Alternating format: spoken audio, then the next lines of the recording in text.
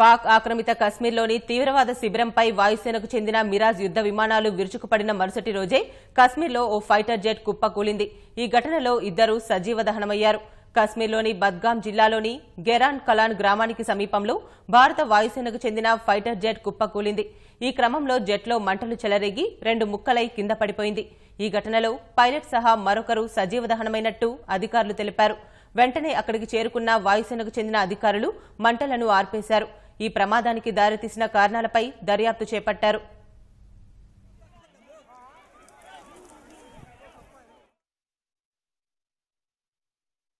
బద్గాం జిల్లాలో కూలిన ఫైటర్ జెట్ను తామే కూల్చినట్టు పాకిస్తాన్ సైన్యం ప్రకటించుకుంది.